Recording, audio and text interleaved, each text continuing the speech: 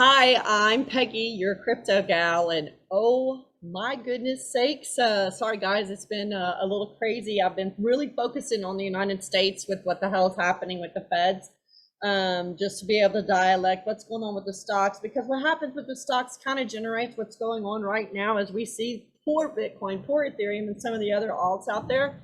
They are literally bleeding themselves out, and I really hate that for them. Okay, so let's just get started on this. I want to digest this with you guys because a lot of it, they are saying now that it's focusing on what China's doing. And China did a huge pullback on Friday on their commodities market in their iron, in palladium, and in their copper. And with this, it created this swing, this huge swing out there. And as well, and we all know what the hell they're doing out there in their other sensibilities of the market as well. That Bitcoin and Ethereum, as well as the altcoins, continue to slide by, holding on not just a thread, but still in the market line of what this ride in this bullish crypto space as China continues to proclaim its setbacks to shut down on the energy sources to control the cryptocurrency market. China's regulatory and banking authorities are banding together to wipe out cryptocurrency such as Bitcoin in their country. With new measures launched to ban the new investments, they're going to create this new roadmap and in virtual currency mining. They've been after this since first news that came out was 2016. But they said that it was still a little bit ahead of time on that game with themselves, and some of articles that I've been reading on with that.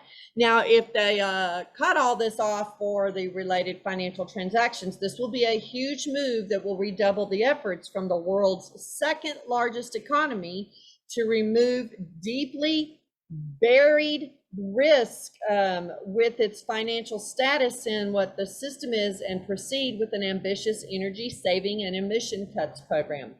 Now, you also have to kind of remember, if you're following me on YouTube, which I greatly appreciate it, if you dingle the bell, I'm not your financial advisor. I'm just here to share information with you guys.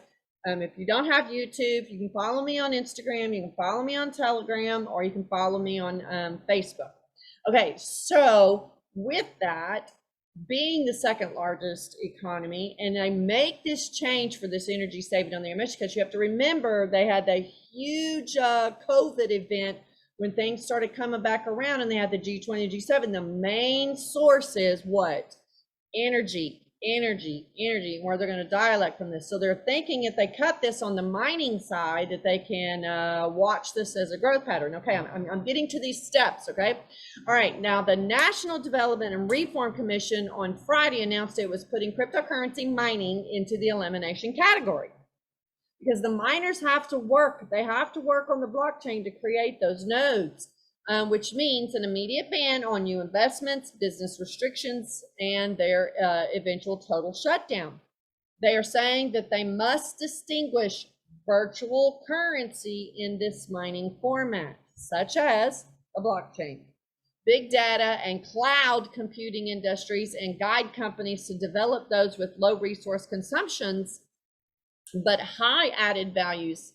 They're saying that the joint circular with 10 other government agencies are joining on board to say that they are looking at China's perspective of what they're doing it. This came at the same day that the People's Bank of China renewed its crackdown on cryptocurrency trading and financing, warning that any foreign exchange that provided services to the Chinese citizens through the internet was engaging in an illegal financial activity. So keeping the high pressure stance and the employee dynamics monitoring to the curb virtual currency trading and the safeguard financial orders and its social stability, this will add to the countrywide notification that the price of Bitcoin, the world's most traded cryptocurrency, dropped itself into the morning hours about 6% on Friday, following the PBOC announcement. As the U.S. Senators Maggie Hassan, Democrat from New Hampshire, and Joni Ernst, a Republican from Iowa, have proposed new legislation that would require the Treasury Department and other agencies to track crypto mining and use cases worldwide. This was announced Monday that the bill would task the Treasury Department, the Attorney General, U.S. Trade Representative, the Office of the Director of National Intelligence, and the members of the Federal Reserve. And we all know where the feds are right now in this huge meeting of trying to determine about our inflation in the United States and what the U.S. dollar is going to do, as they're saying that money is being driven because they're hitting that ceiling of the debt ratio. So we've got a lot of stuff going on. So with this monitoring on how crypto is used by both governments and its private entities, the groups would also be charged with estimating how much crypto was mined overall from 2016 and 2022 and identifying which cryptocurrencies were mined. Because let's face it, not all of those coins and tokens out there are mined. It is unclear whether mining in the context of the bill refers solely to cryptocurrency mining through the POW, which is proof of work coins like Bitcoin, or if the POS, the proof of stake coins, would also qualify. So there's your differentiation of where they're going to try to put this outlay, but they're going to do this worldwide. They're allowing China to be able to pull in for its, let's say, control of determining factors of virtual currencies. So this is why they have to define it, and they're going after it on the mining side of it, getting into the blockchain. The bill would also require the U.S. agencies to identify vulnerabilities, including those related to supply disruptions and technology availability of the global microelectronic supply chain, because these miners, they use a lot of electricity. So here we go back to the commodities exchange of what can they do to create their mining sourcing that they're not pushing out there and looking for all of the kilowattage. Can they not use this for, you know, let's say they put a huge turbine in their backyard to create an energy field.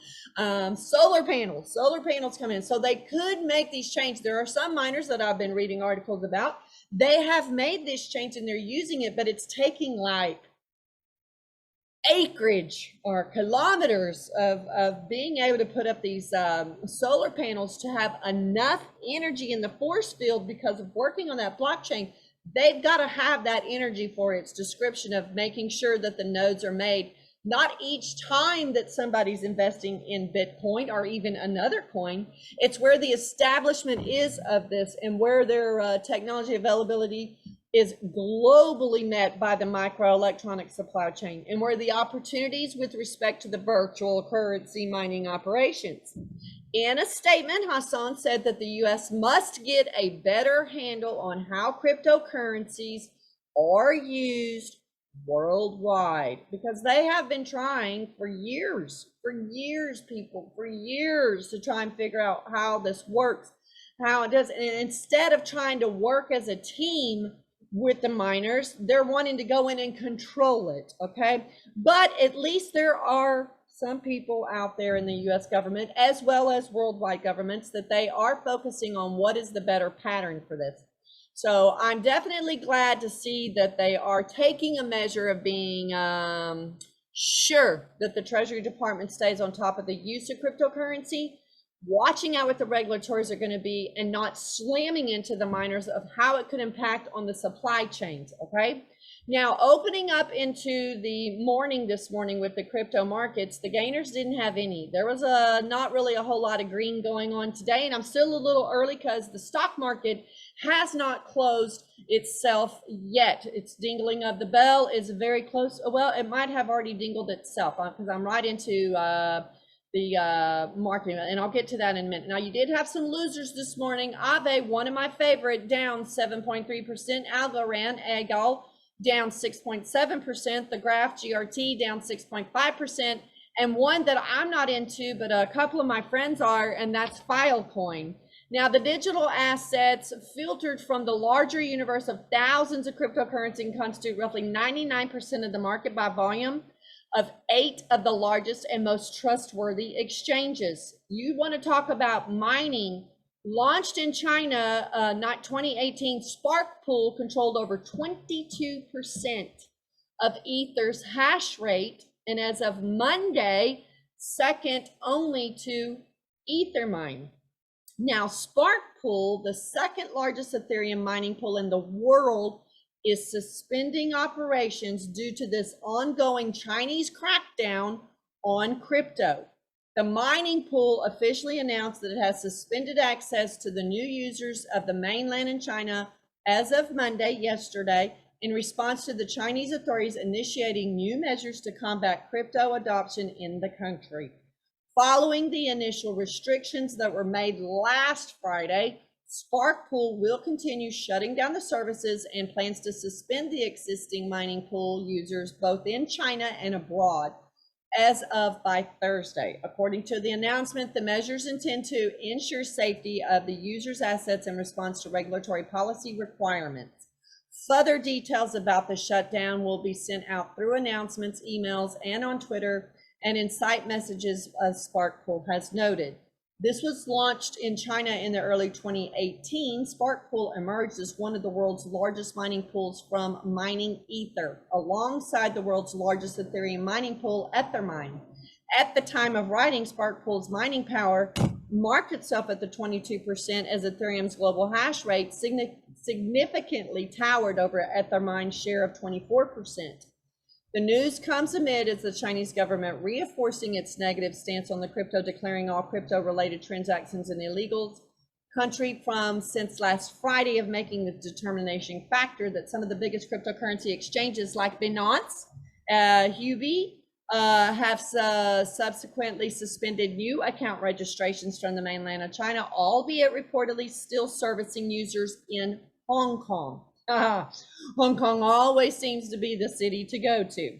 Now, Bitcoin was busy losing its overnight gains as September 27th, as the resistance continued to prove itself to much of the bullish market, as the Bitcoin USD dropping to around 1,000 below its overnight highs of 44,000, like it has stated on Bitstamp. If you are on Bitstamp, the move constitutes a rejection at a critical zone to break. Bitcoin is acting as an increasingly narrow range, pointing to the 47,000 as its next, should the 44,600 zone be reclaimed. On the downside, the zone between 38,000 and 40,000 remains valid for a bounce, while a couple of failures on the range as support would then send Bitcoin USD towards its 2021 opening price of around 28,000. If $42,000 is lost, analysts are saying from Cointelegraph think too that it will be going to have into the lows here and take the liquidity beneath the low before going to have an actual reversal at this stage. This concludes about the short-term price action. So what China's doing is proclaiming this sliding scale between Bitcoin and Ethereum, that with Sparkpool closing out on the #1 largest mining pool, this targets Ethermine as to what they're going to do. The Ethereum ecosystem has a numerous amounts of Ether out there on its platforms to be able to construct and divulge, and these retracements, as it's saying, it's going to give a trajectory on this. So let's take a glance over. I always like to share with you guys, and let's take a glance over at what is happening out there in the coin markets. So you can see going into this evening, we are at 4:42 Eastern. 4:42 Eastern Standard Time. Okay, here we go. This is Coin Market Cap, one of my favorites to look at besides CoinGecko and TradingView. Now, opening up Bitcoin, let's just take a look at it, saying itself, it is down 2.54% of its scale coming into it this morning, which I was a little bit nervous of deciding my factors of what I should do. I am not jumping into the factors of investing anymore into Bitcoin right now. You're fixing to go into Q4. You got a lot of changes. You've got the Feds closing out with their day of interest coming out on the 30th. So you got a lot of movement fixing to happen. China's still doing their regulatories. There are Sparkpools closing out by Thursday as the largest mining company. This can create a huge factor as to what's going to happen with Bitcoin. So I still say HODL. If you're in it, don't panic. keep yourself a Ethereum modem and know where your value lies, okay? I always say do your read and research in this. Now, the volume as itself, you can see in 24 hours, it's showing itself to be up. Its diluted market cap is down 2.52%, as same as its market cap in gross. Looking at it from the chart, I don't look at one day. Boo-hoo. Forget that. Okay, looking at it in 7 days, we are still in a bullish market. It's still above itself on the RSI. It's not dropped itself in limbo. Yes, we've taken the hiccups of what it's going to happen. Do I feel like we're going to see that this is going to bounce back? You will see this retracement. It's definitely going to make its merge. To me, I could be totally wrong. I could be shooting spit fireballs out at you guys. But to me, I just firmly believe that you will see this change of itself of engrossment for what's going to happen with Bitcoin going into the Q4, because we are coming into the last quarter. And like I say, with all these changes, you're going to see a differentiation in all markets, as like what you're seeing in the stock markets now. You can see the bleed is definitely in there with Ethereum down 3.48%. US dollar trading for Tether is down 0.4%. Cardano, it's still holding itself, but it's down 4.34% overall. XRP's holding into the market. You can see there's a lot of bleeding going on for its justification. Solana's holding in its coin, Polkadot, Dogecoin, Uniswap is definitely up. Yay, my unicorns. I love it. I love it. I love it. Avalanche, Avax, ones that I talked about the last week. These are some DeFis that I strongly urge you guys to pay attention to. Even Terra Luna, that's in the DeFi. Chainlink, that's in the DeFi. These are ones you definitely want to take a look into, and for a prosper of yourself. I'm just offering the information out there. Do your own read and research. Like I say, I'm not your financial advisor. I'm just here to share what the markets are doing so that you can educate yourself as to what your investment needs to be. I always say have a little Bitcoin, a little Ethereum, a little Cardano, and then pick a DeFi. Mine is Uniswap that I say, and I always suggest it to my investors as well as my friends and family. And so this is my talk to you about it, of the creation, whatever I can offer to you. I'm happy to help you guys out. I'm always here for you. Reach out to me. I'm on Instagram, I'm on Telegram, I'm on Facebook, and I love it out here on YouTube where I can share with you guys on a daily ratio when I have the time. And like I said, I apologize. I've been really focusing on what's happening with the feds, but listen, dingle my bell on YouTube, keep me alive, subscribe to me. I'm here for you guys. Reach out, tell me what the hell you want me to describe to you guys, and I will put it out there. I'm fixing to start doing my interviews coming up in Q4 since we have all this movement going on out there with the crypto markets as well as the stock markets. And I hope that you have gotten at least one thing out of me today to be able to share with you guys and what the future holds for your investment. Stay tuned. I'll be back with some more crypto for you guys, and y'all have a fabulous afternoon. Take care now. Bye.